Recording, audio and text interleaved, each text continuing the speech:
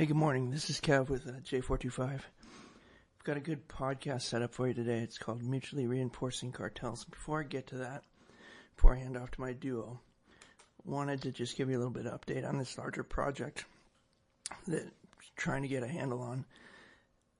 Reporting on the fraud that's coming out of the King County Department of Community Health Services, DCHS. And it's a problem that is so big that it's difficult almost to tell the story of it. So I've been struggling with going back and forth between telling anecdotes of fraud and criminality or trying to paint the picture as it's in its entirety. The problem is that figure is so unbelievably large and unfathomable that it's difficult to picture. The budget at this department inside King County from 2024 to 2025, $1.8 billion inside this county department in grant funding that was handed out. Program that started. But the thing that's interesting about this specific batch of fraud is that the audit is already out on this.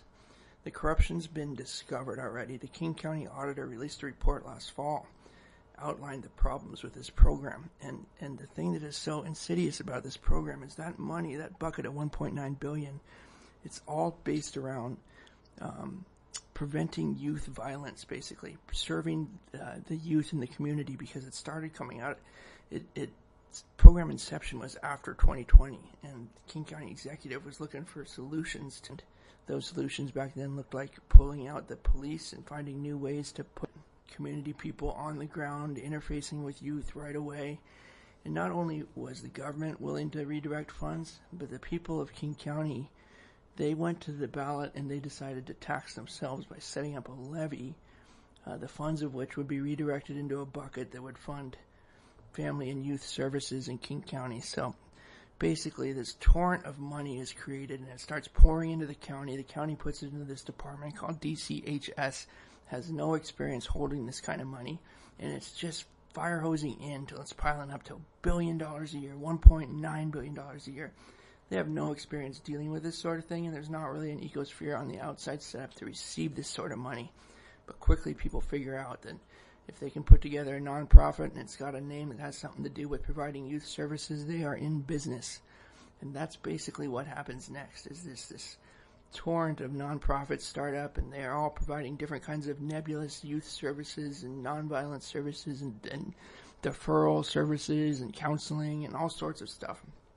Really, most of it is hard to define and hard to prove, and that's just fine with the county, because part of their theory that they're going with at the time was that they wanted the money in the hands of basically new, small, fast, historically underrepresented, aka non-white organizations, right? And they thought it would be even better if these organizations were founded by or staffed by people with a lived experience in the criminal justice system. And by that they didn't mean lawyers, they meant felons. So if you were a felon, that was scored as something that was in your favor. And so that's how some of these crazy anecdotes came about, where you have the county hiring a convicted child murderer to be in charge of cutting the checks for a youth nonviolence program. And that's how a convicted child murderer ends up getting into a $5 million graft program with a rapist he met at McNeil Island, because that rapist, of course, is running a youth nonviolence program, right? I mean, he's a credible messenger. This sounds crazy, but there's $1.9 billion worth of anecdotes like that one that I just said right there that are waiting to be told inside this ecosphere of fraud that is existing inside the King County Department of Community and Health Services. And one of the craziest things about this is that it's still ongoing. This is not ended yet. I mean, the whistle has been blown by the auditor, but none of the recommendations have been implemented. There's been a change at the top of the county. There's a new executive, and the groups that are benefiting from this outflow of cash are the constituency of the politicians that are elected in King County. They are loath to shut off the funding, right? They'd rather talk about making small changes or, making excuses, and that's all well and good. But the thing that multiplies the stakes of this issue area is that if you think about what's going on in Minnesota, if you believe, the fraud is endemic in the daycare situation there, the daycare fraud means that there's no kids in the daycare in Minnesota. That just means that somebody's ripping off the government and the public by saying that they're taking care of kids, but in reality, they're just stealing money. That's the idea of that fraud, right? So there's not a kid really getting hurt there.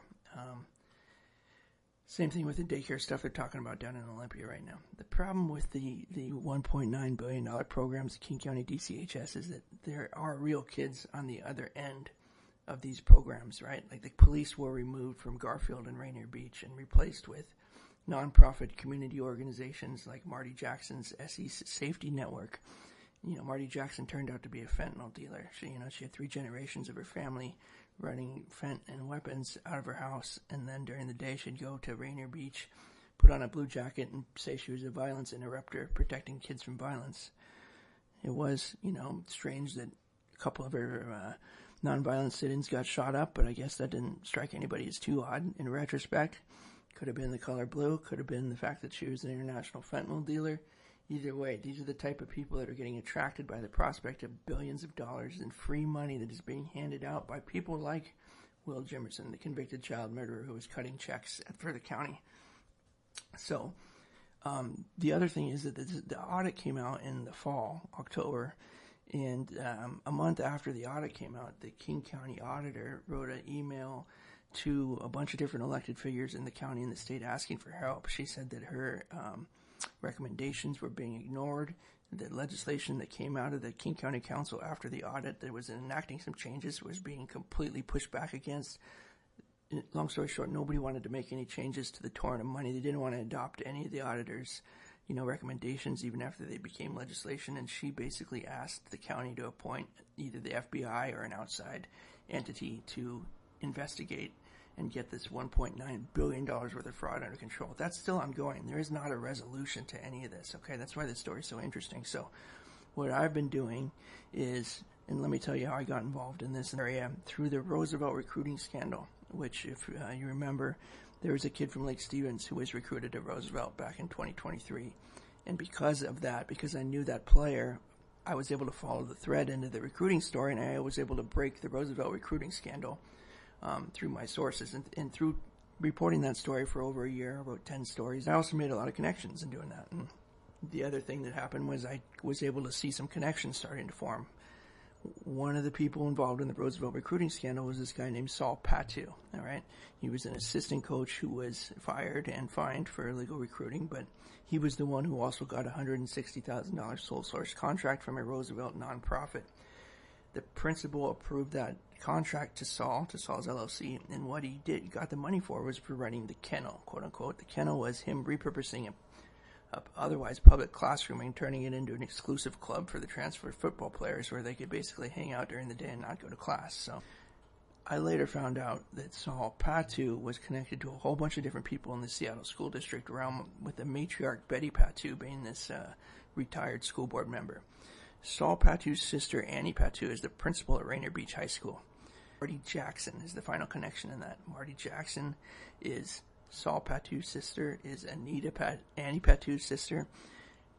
Marty Jackson Patu is the woman who ran the SC Network Safety Net / Fentanyl Network. So her nonprofit was one of the nonprofits getting this fire hose of money from the county, right? Set up as a credible organization that was a violence interrupter providing nebulous youth safety services.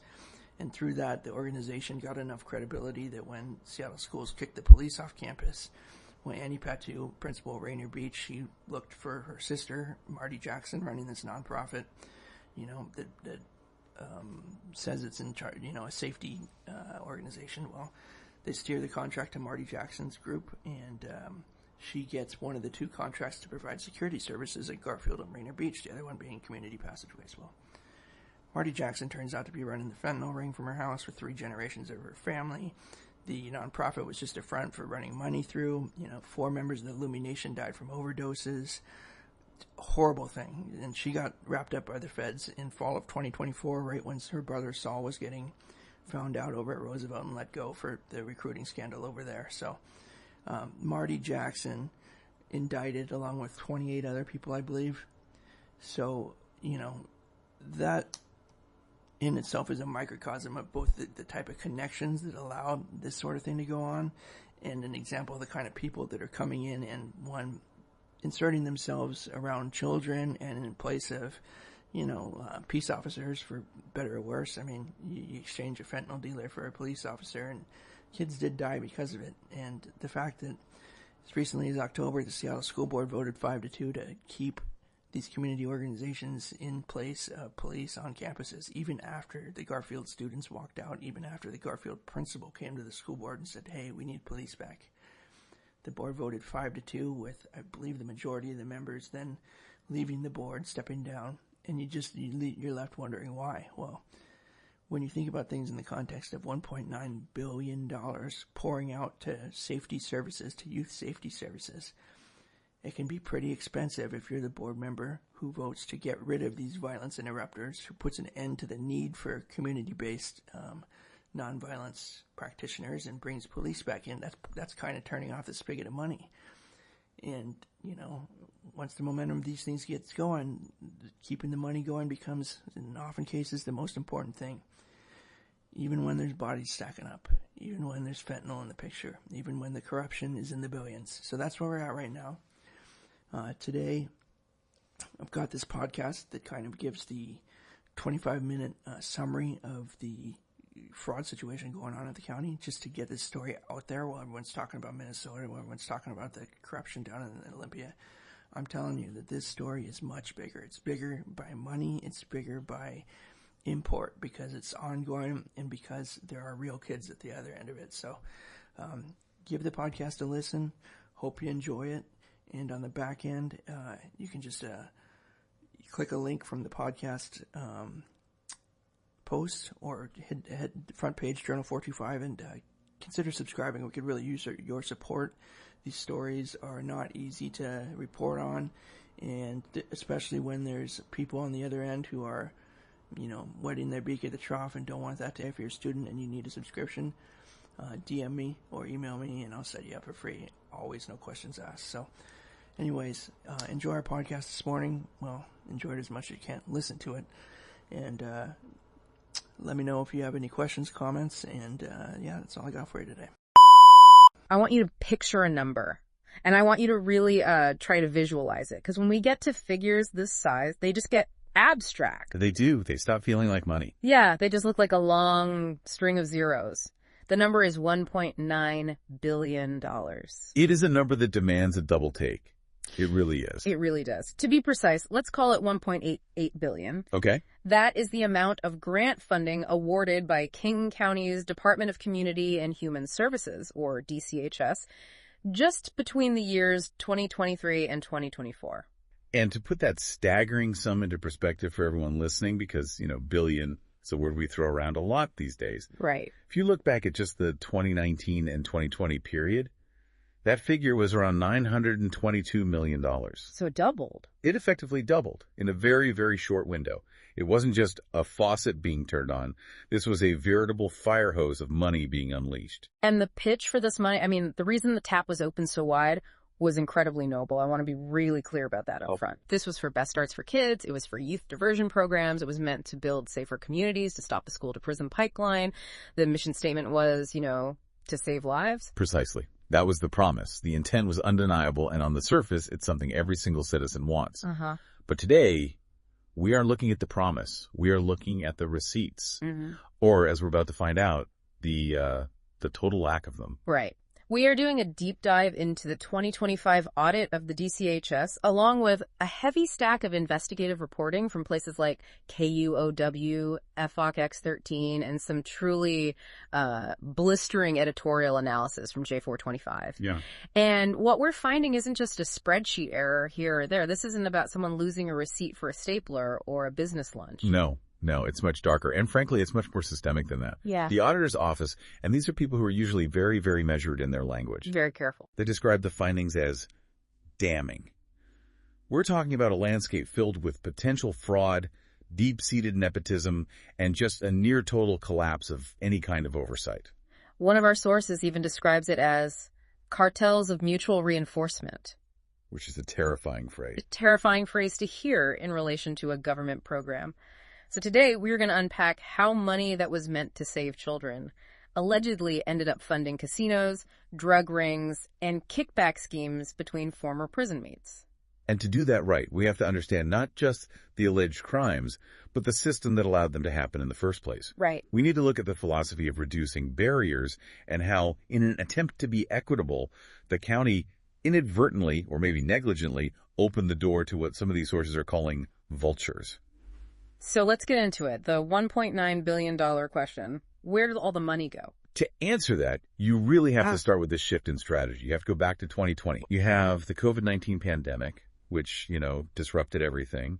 And at the same time, you have the racial justice protests after the murder of George Floyd. There was this immense, palpable pressure on local governments to do something different. Right. The mood wasn't just reform, it was replace. The sentiment was, the old systems aren't working, the police aren't working, we need new solutions, and we need them now. Exactly. So the DCHS shifted its strategy to prioritize reducing barriers to contracting. The prevailing theory was that the government bureaucracy itself, the paperwork, the insurance requirements, the background checks, all of that was a barrier to equity. The idea was that these smaller community-based organizations, often run by people with lived experience in the justice system, they were better equipped to help at-risk youth than the government was.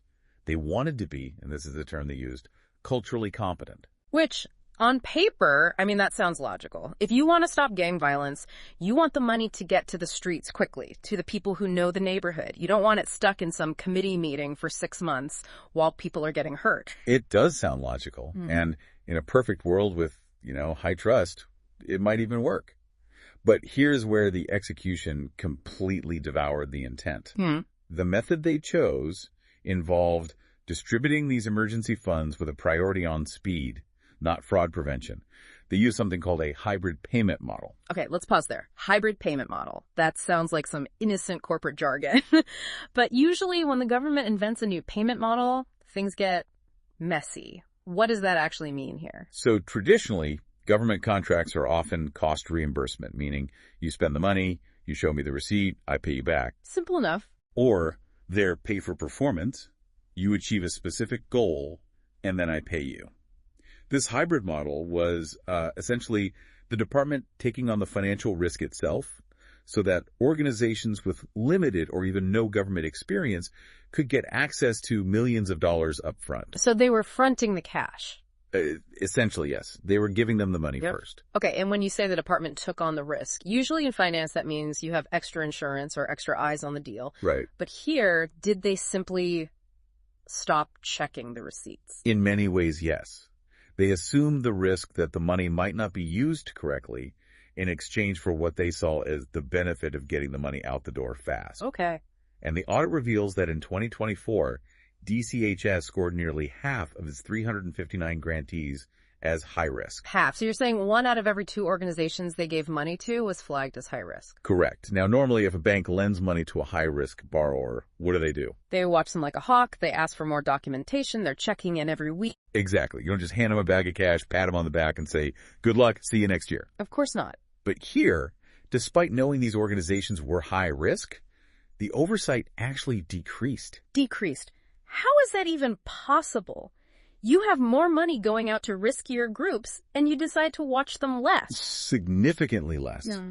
In 2023, the department had a target to conduct fiscal site visits for 33% of its grantees. Oh, okay. A fiscal site visit is basically an auditor showing up physically and saying, show me your books, show me the receipts, show me where the money actually went. Right. And 33% seems low to begin with. That means 2/3 aren't getting checked, but fine. What percentage did they actually visit? I'm guessing they missed the target. Maybe 20%. Try lower. 10. 1%. 1%. 1. So basically nobody was watching the store. Effectively, yes. Yeah. In-person oversight just stopped. And the culture within the department became one where staff, quote, rarely expressed concern about fraud risk. They were just pushing money out the door so fast that installing any kind of safety net to monitor it was treated as an afterthought, or even worse, as an obstruction to the mission. It's the classic move fast and break things mentality. But in this case, the things they were breaking were the bank and the public trust. Yeah. Because this isn't just about sloppy paperwork or, forgetting to cross a T. The audit details some pretty shocking examples of where this money actually went. It does, and I think before we get into the specific horror stories, and there really are horror stories, we need to define some terms. That's a good idea. Because the audit distinguishes between waste, abuse, and fraud. And those are not synonyms. No, that's a crucial distinction. Waste is being careless, like buying too many staplers or overpaying for a service because you didn't shop around. It's bad stewardship, but it's not necessarily malicious. Okay. Abuse is misusing your position, giving a contract to your friend even if they aren't the best fit, but the work still gets done. Fraud is willful misrepresentation. It's lying. It's stealing. It is criminal intent. And the audit found plenty of potential fraud. So let's look at the mechanics of this. Yeah. How does the money just disappear? If I give you $1 million, how do you steal it without me knowing? Well, if I'm the county and I'm not checking your receipts, it's incredibly easy. One of the most basic ways they found was just document alteration. Like literally changing the numbers. Yes.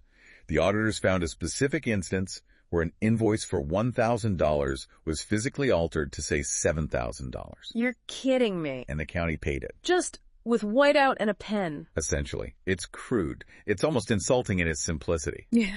But without anyone validating invoices against the actual service provider, it works. It's free money. It's almost too stupid to work, but it did. Okay, what else? Then you have the stipend black hole. This is a big one. Okay. The grants allowed for stipends to be paid to participants, maybe to help a struggling family with rent or food, which is a wonderful idea in theory.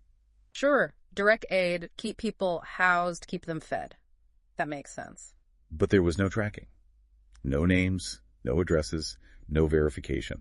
One organization planned to hand out $2,000 a month in unexplained cash stipends to parents.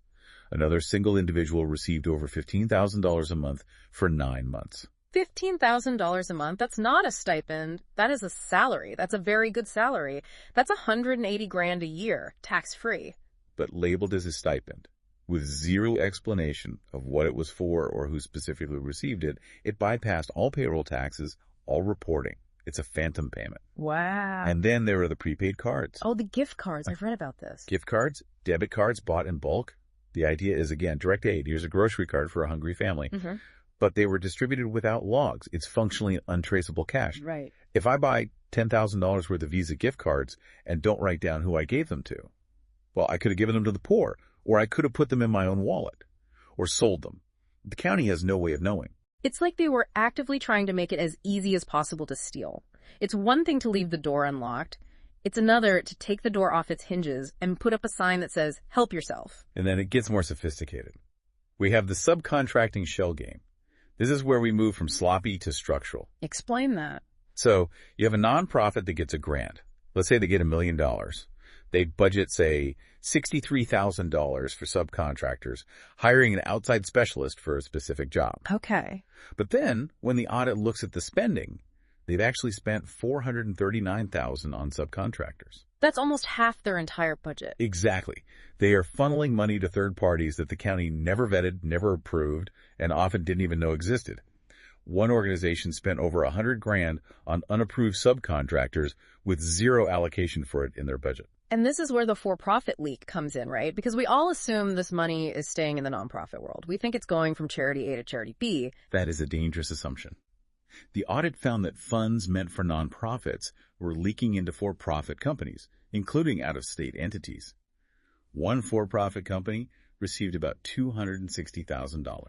So you have taxpayer money designated for charity and youth safety ending up in the bank accounts of private businesses, some of which aren't even in Washington state. It was a free-for-all. But, you know, statistics and internal control failures can feel a bit abstract. It's easy to get lost in the numbers.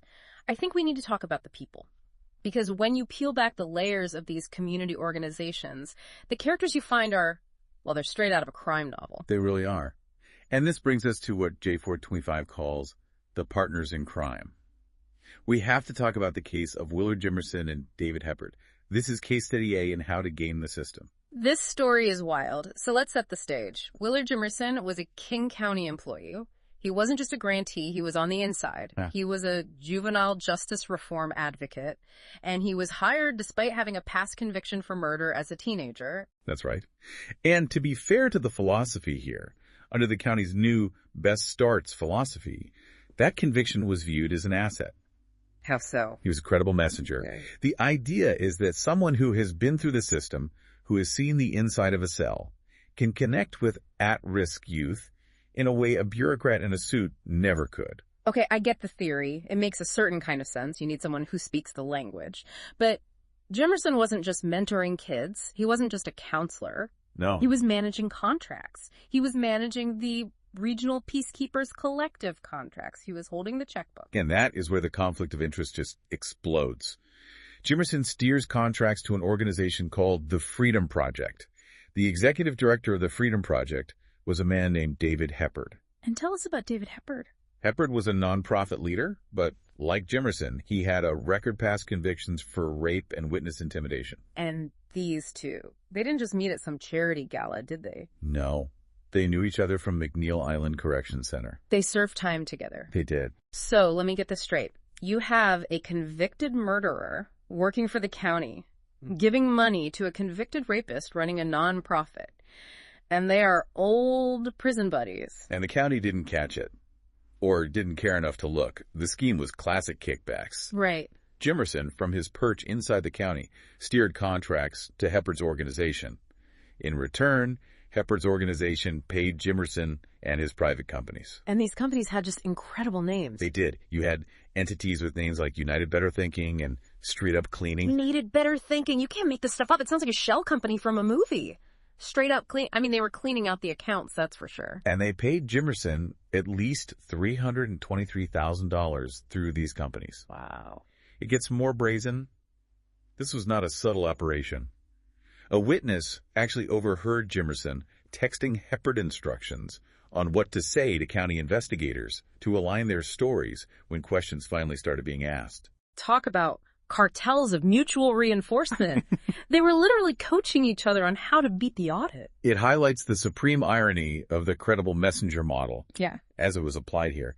The county viewed their criminal histories as credentials for the job. Right. As assets. But they failed to monitor the significant financial risk of placing a convicted murderer in charge of distributing funds to a convicted rapist. It turned the Department of Community and Human Services into a piggy bank for an old prison alliance. So what happened to them? Because usually when you steal over $300,000 from the government, you go to jail. Jimerson was fired, right? He was fired. Mm-hmm. And he was fined $7,100. Wait, pause. He took $323,000 and was fined $7,000. Correct. He kept the vast majority of the money. That's not a punishment. That's a commission. That's the cost of doing business. If I told you that you could steal $300,000 and your only penalty would be a $7,000 ticket, everyone would do it. It certainly sends a message about the consequences or the lack thereof. Mm-hmm. And Heppard, he closed down the Freedom Project. But reports suggest he almost immediately resurfaced with a new nonprofit called the Black Rose Collective to go after more funding. Because why stop? The system clearly pays. If the fine is pennies on the dollar, you'd be crazy to stop. Right. But if Jimerson and Heppard were running a kickback scheme, this next case study feels even more dangerous.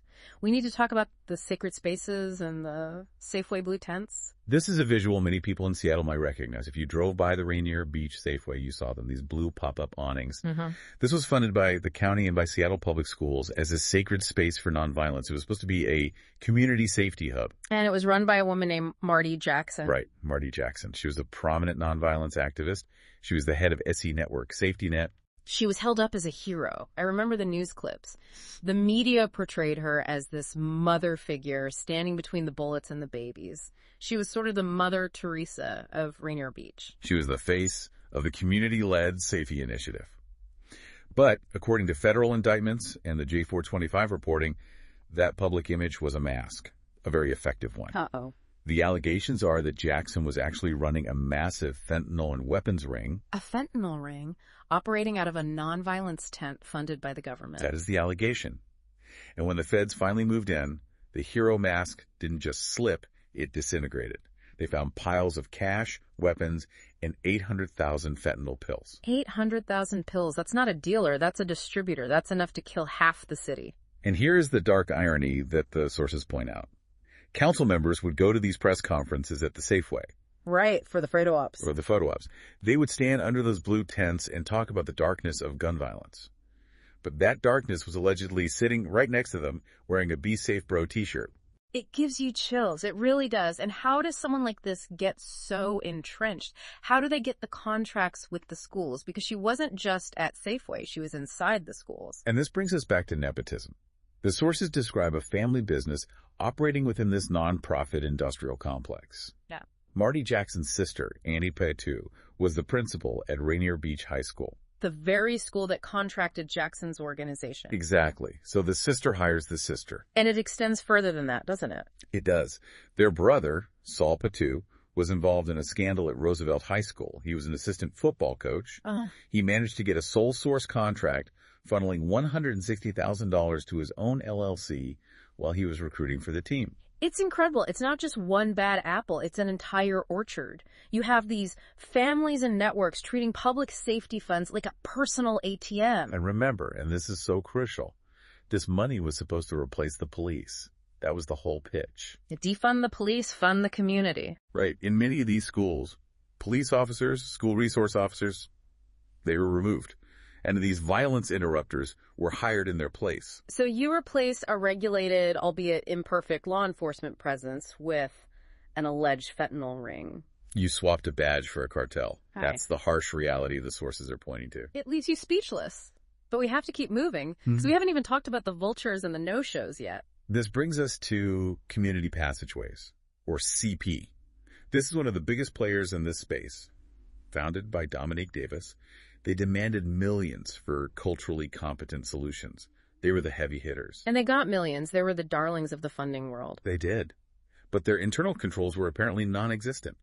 Their finance director, Susanna Tantico, embezzled nearly $1 million. $1 million? How does a finance director steal $1 million without anyone noticing?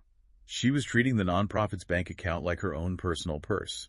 The reports detailed direct withdrawals at casinos, splurges at Nordstrom. She was withdrawing cash at a casino, using the nonprofit's card. Yes. And this went on while the organization was supposed to be saving lives. And that's the part that hurts the most. It's not just the theft, it's the absence. There is a specific tragedy mentioned in the reports involving a student named Amar Murphy Payne. I read about this. This broke my heart. Amar Murphy Payne was a student at Garfield High School. He was murdered in the parking lot.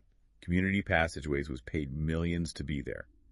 Their job, their specific contractual obligation, was to provide security, mentorship, and safe passage for these kids. But on the day he was killed, The CP team was a no-show.